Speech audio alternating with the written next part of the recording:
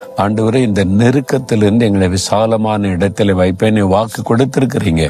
அதை நிறைவேற்றுங்க. நீங்க கேட்டு பாருங்க, கர்த்தர் விசாலமான இடத்தை தருவார். உங்களுடைய நெருக்கடிகளை மாற்றி விசாலமான பாதையில நடத்துவார்.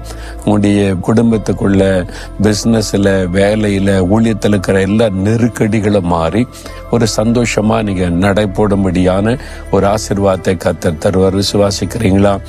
இந்த ஆசீர்வாதத்தை நமக்கு கொடுக்க இயேசு எல்லா பக்கத்திலும் நெருக்கப்பட்டார். அவமானப்படுத்தப்படுகிறார், நிந்தைகள் வருகிறது, பொய்யான குற்றச்சாட்டு வருகிறது, கல்லெடுத்து அடிச்சு கொலை பண்ண முயற்சிக்கிறாங்க, அவங்கள அநியாய பழி சுமத்தை சிலுவையில் ஒப்பு கொடுக்கிறாங்க. எல்லா பக்கத்திலும் இயேசு நெருக்கப்பட்டார். ஏன்? நம்முடைய நெருக்கத்தை மாற்றி விசாலமான இடத்துல நம்மை நடத்துவதற்கு. உங்க வாழ்க்கையில் ஒரு விசாலமான வழி திறக்க போகிறது. இன்றைக்கு இருக்கிற நெருக்கடிகளை எல்லாம் ஆண்டவர் மாற்ற போகிறார். நான் விசுவாசிக்கிறேன்.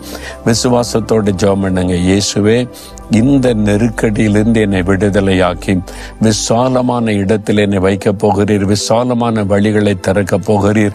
ஆசீர்வாதமாய் நடத்த போகிறீர். இந்த நெருக்கம் எல்லாம் இயேசுவின் நாமத்தில் மாறுகிறது. இயேசுவின் நாமத்தில் நெருக்கடிகளை உண்டு பண்ணுகிற சாத்தானுடைய கிரியைகள், மனுஷிக வல்லமைகள் மாறுகிறது. விசாலமான வழிகள் திறக்கப்படுகிறது. நான் விசுவாசிக்கிறேன். இன்றைக்கு அற்புதத்தை எதிர்பார்க்கிறேன். இயேசுவின்